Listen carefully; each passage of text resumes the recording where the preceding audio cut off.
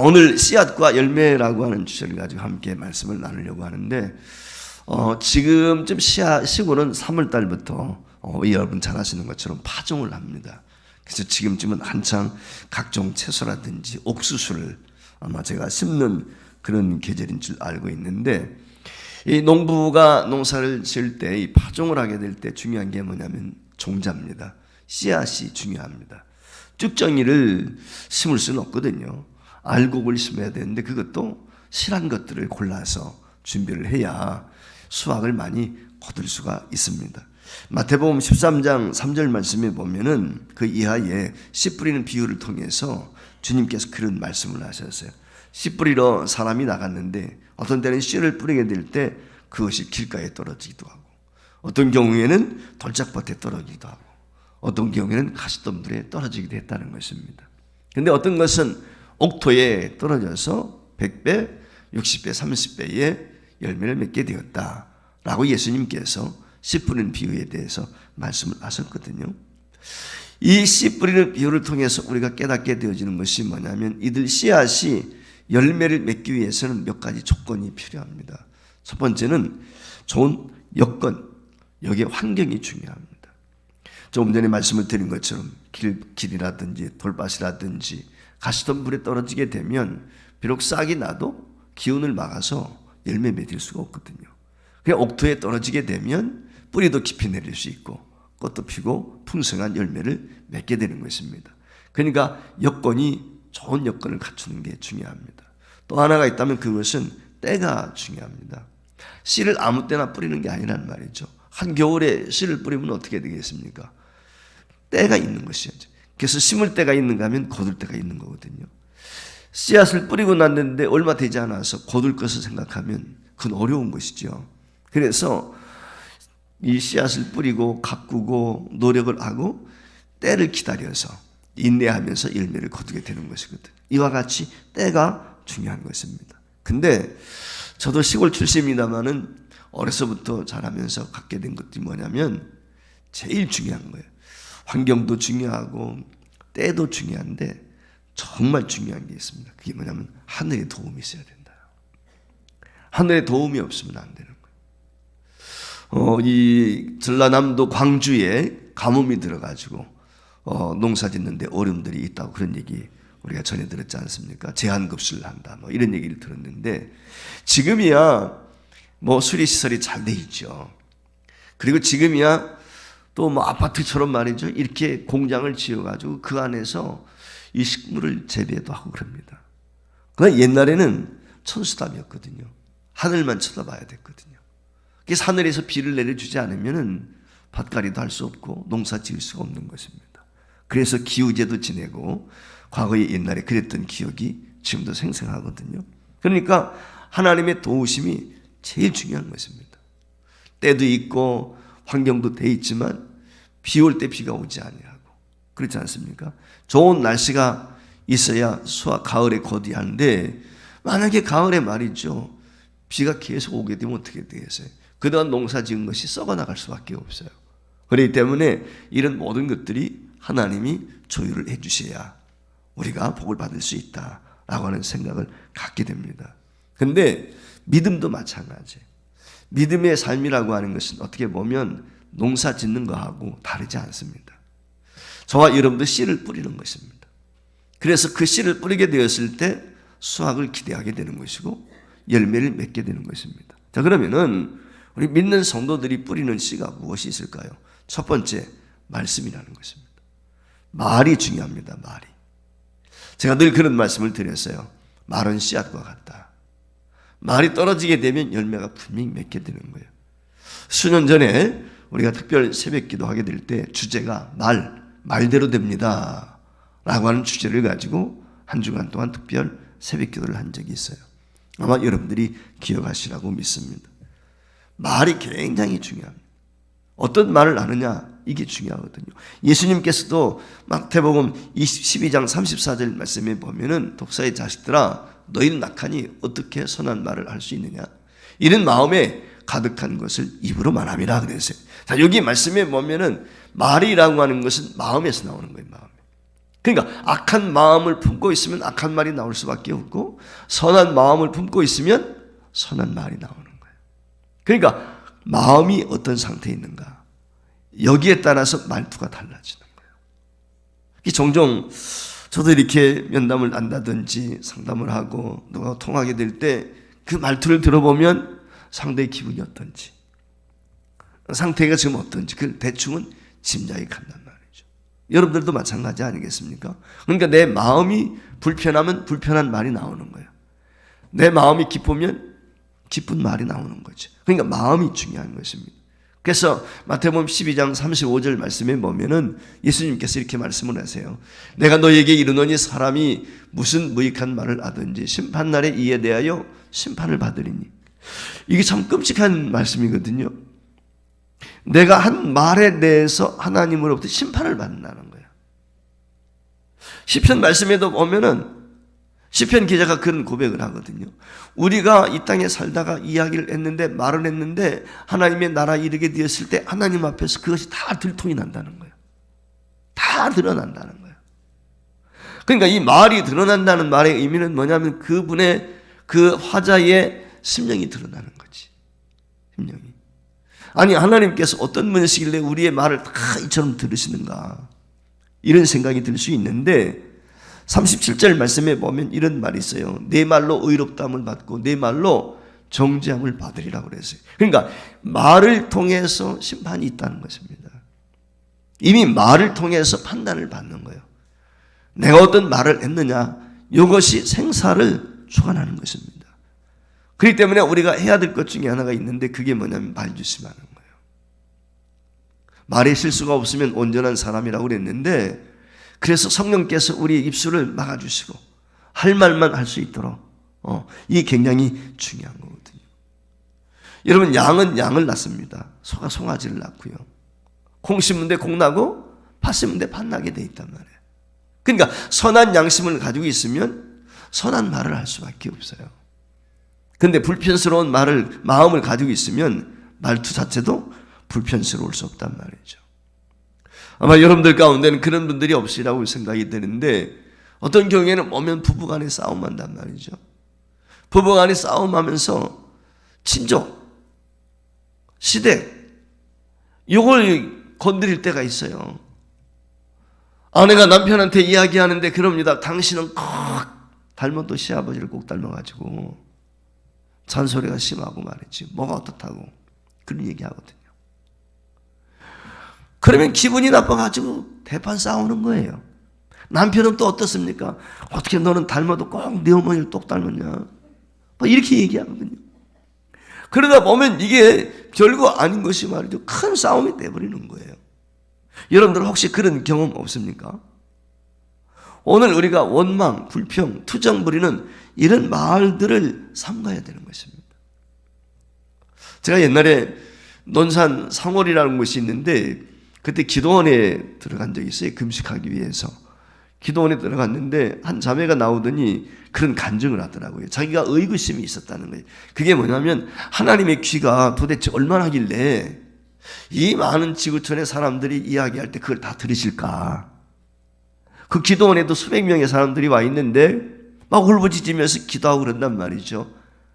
그러다가 이분이 생각하기를 정말 하나님이 내 기도를 들으시는가, 저 많은 사람들이 지금 울부짖고 기도하는데 나를 기억해 줄까, 이런 생각이 든 거예요.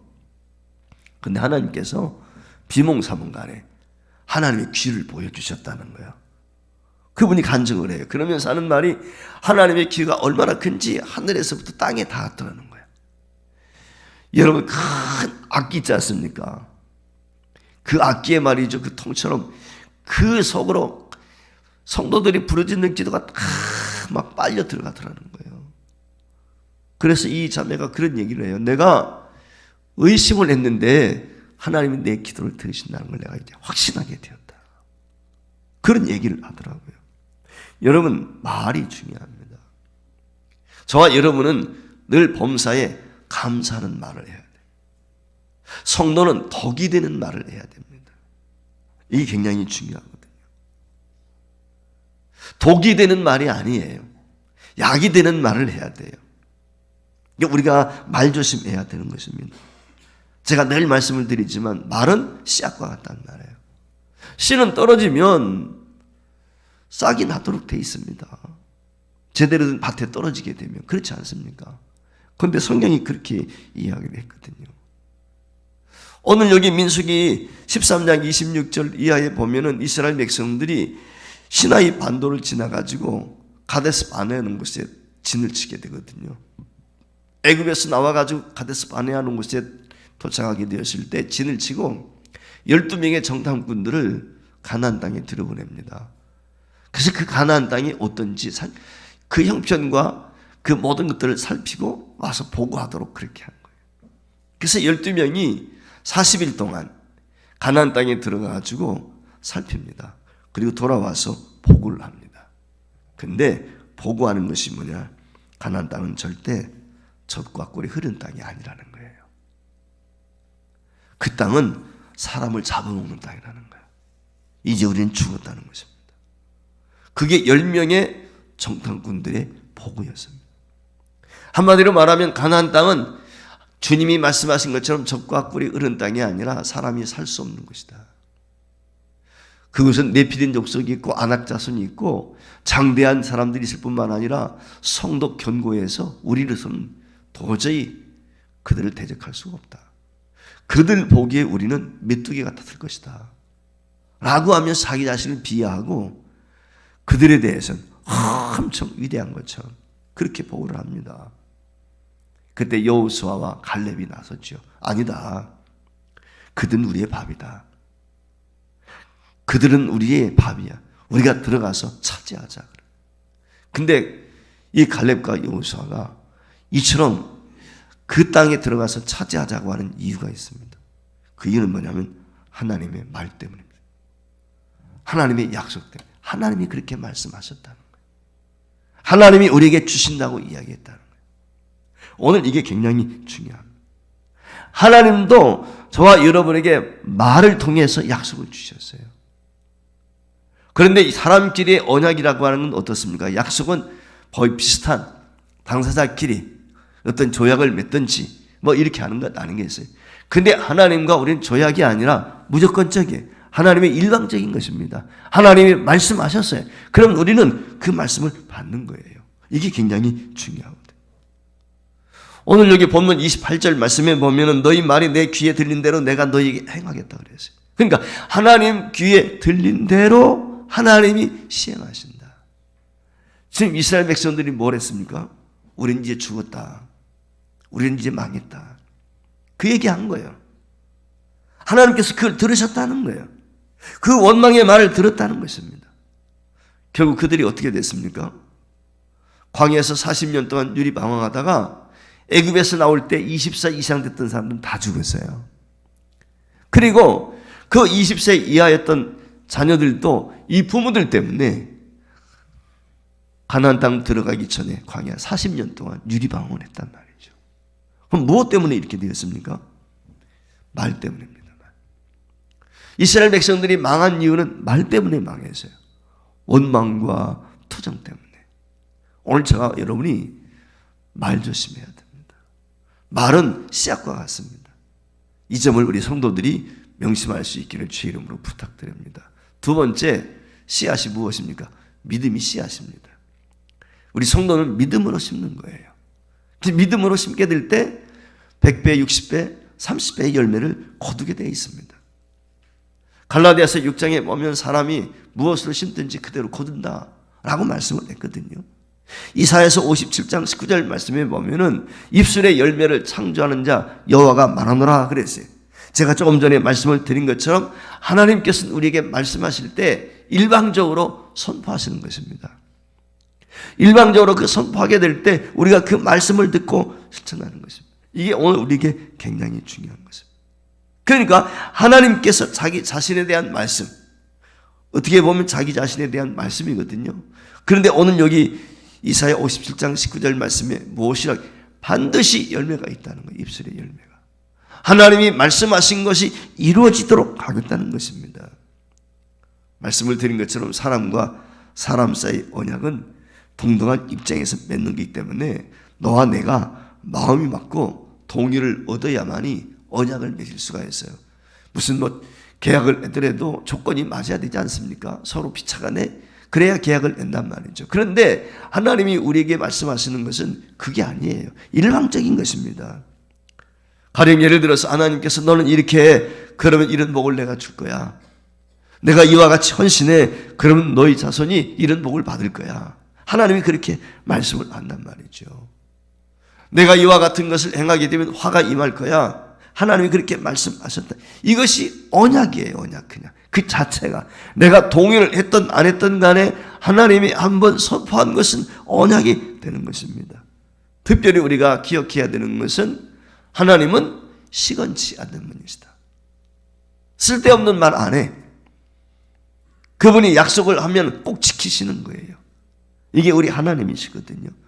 그렇기 때문에 저와 여러분이 신앙생활하게 될 때 하나님이 어떤 말씀을 주시든지 간에 믿습니다. 할렐루야. 이게 중요해요. 예수 믿는 사람은 예수 안에서 예밖에 없어요. 이게 아니오가 아니란 말이죠. 이게 굉장히 중요합니다.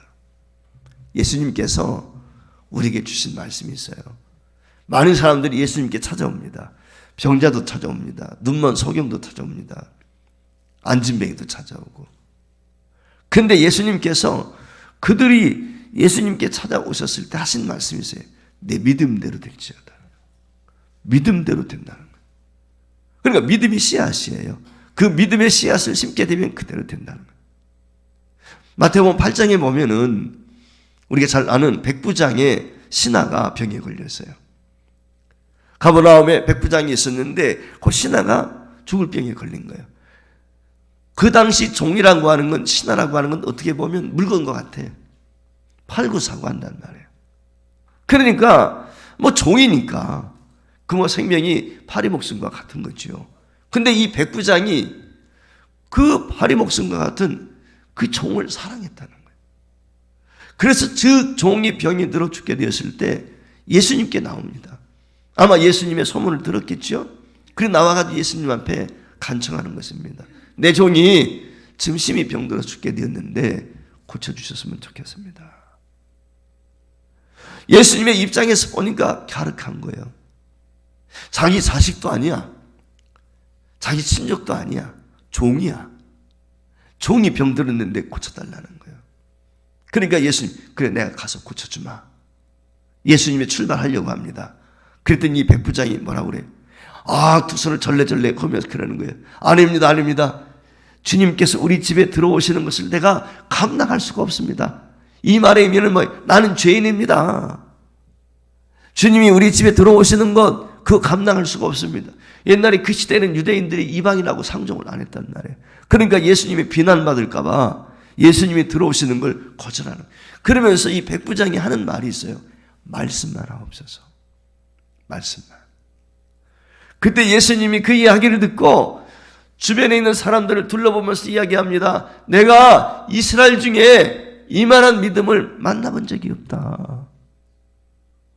이야기하시면서 그에게 이야기합니다. 내 믿음대로 될지어다. 할렐루야. 그 말씀을 듣고 이 백부장이 집으로 돌아갑니다. 집으로 돌아가다가 하인이 뛰쳐나오는 걸 보고 물어봅니다. 야, 어떻게 됐냐 종? 예, 나았습니다. 언제 나왔어?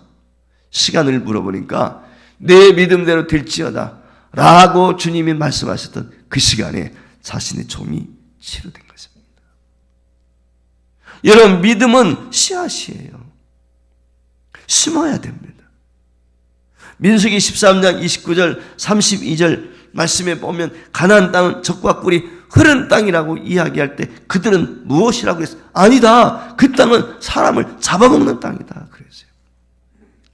분명히 하나님께서 들어가면 차지할 것이라고 이야기했어요. 그런데 이스라엘 백성들은 10명의 정탐꾼과 더불어서 아니다. 우리는 들어가면 죽는다.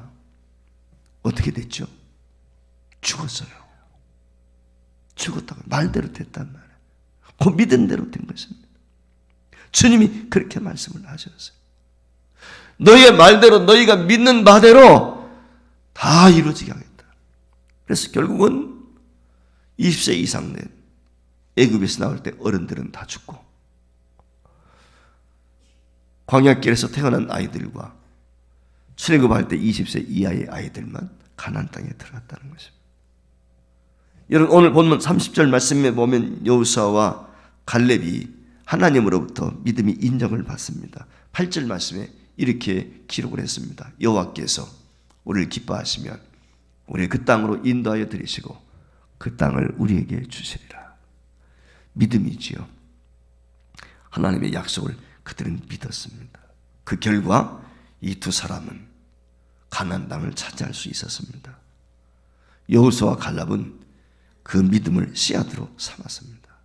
그리고 전적으로 하나님을 신뢰했던 것입니다.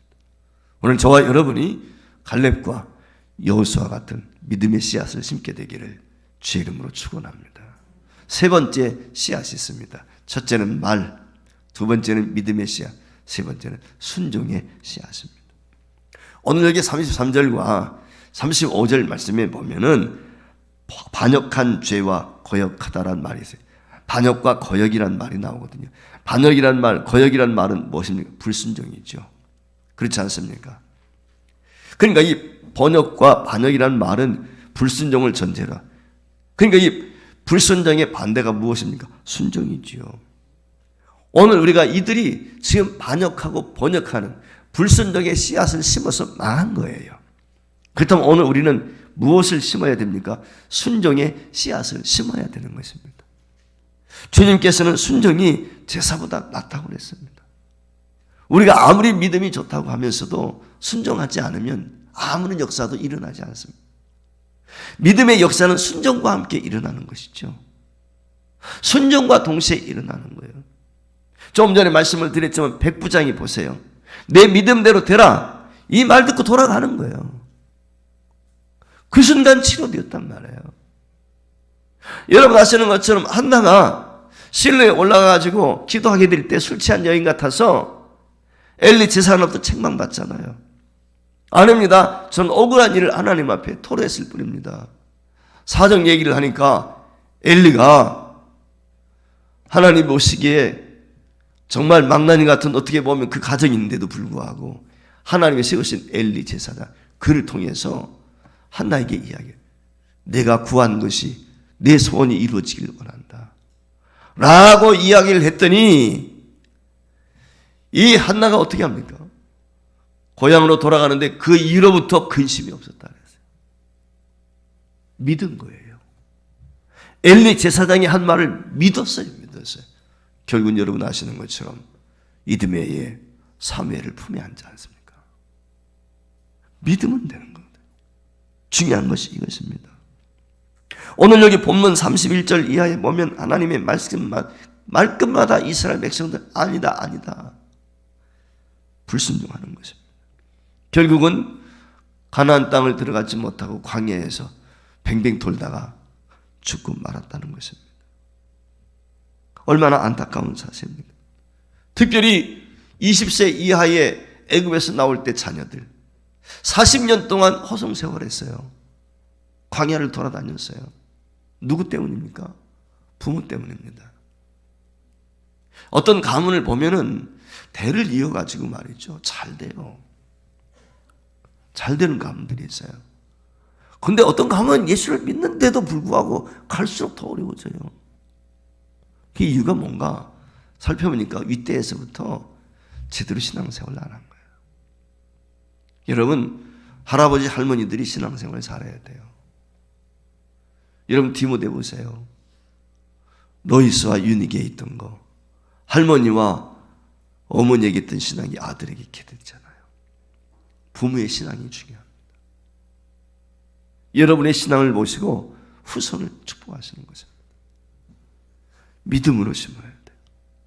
1889년에 같은 해에 세계 역사에 이름을 남길 사람 두 사람이 태어났습니다. 한 사람은 히틀러라는 사람이고 독일에서 태어났고 한 사람은 미국 텍사스에서 태어났는데 아이젠하는 사람입니다. 아마 여러분들이 뭐 히틀러는 너무 잘 알기 때문에 제가 설명을 하지 않습니다. 이 아이젠하우는 농부의 가정에서 태어났습니다. 신실한 믿음의 부모들이었습니다. 예배드리고 주일 성수하고 믿음으로 말씀을 통해서 교훈을 받고 자랍니다. 그가 세월이 지나면서 커갈 때 나라와 민족을 위해서 크게 일하는 쓰임받는 사람이 되어야 되겠다라고 생각이 돼서 웨스트 포인트, 즉 미국에 여러분 아시는 것처럼 육군 사관학교에 들어갑니다. 그래서 육군 사관학교를 졸업하고 장교가 되어서 군 생활을 시작하게 되었을 때 제2차 세계대전이 일어나게 되는데 유럽의 총사령관으로 아이젠하가 그 전쟁을 지휘합니다.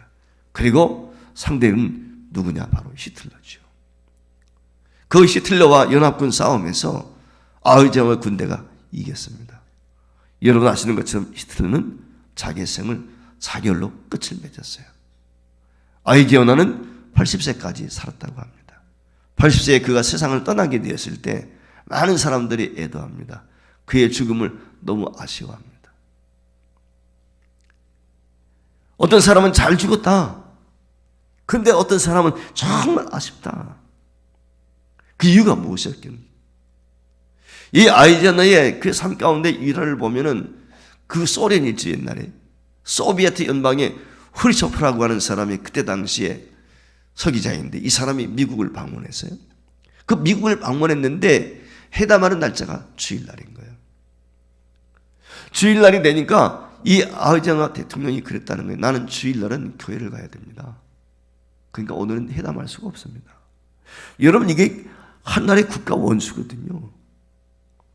그를 초청해 놓고 말이죠. 이렇게 바람을 넣는 것이 어디에 있습니까? 그런데 그랬다는 거예요. 주일 성수를 철저하게 지켰다는 것이죠. 이게 아이젠하의 모습이었어요. 한마디로 말하면 철저하게 믿음으로 산 사람. 그렇게 철저하게 하나님의 말씀에 순종해서 순종의 씨앗을 심으니까 귀한 열매를 맺게 되더라는 것입니다. 사는 여러분, 거역은 바로 멸망의 열매를 거둘 수밖에 없어요. 불순종은 파멸입니다. 그러나 순종의 씨앗은 축복을 거두게 되어 있습니다. 사는 성도 여러분, 살아있는 씨앗, 오늘 말씀을 내가 드렸습니다. 저와 여러분 모두에게 있는 씨앗입니다. 지금까지 어떤 씨앗을 어떻게 심어 오셨는지 간에 이제부터 이 파종기를 맞이해서 다시 한번 저와 여러분이 말의 씨앗, 덕이 되는 말, 교회 유익이 되고 상대방을 기쁘게 하고 아름다운 말을 여러분이 사용할 수 있기를 바랍니다. 두 번째, 믿음을 심으십시오. 믿는 대로 된다고 했습니다. 크게 믿으면 크게 될 것입니다. 작게 믿으면 작게 될 것입니다. 믿음의 씨앗을 심으십시오. 그리고 마지막 세 번째, 이 모든 것 위에 가장 중요한 건 순종입니다. 순종이 제사보다 낫습니다. 순종의 씨앗을 심게 될 때 하나님께서 약속하신 하늘의 복과 땅의 기름진 복을 저와 여러분에게 주시라고 믿습니다. 이 놀라운 복을 받아 누리는 저와 여러분들이 수 있기를 주의 이름으로 축원을 드립니다.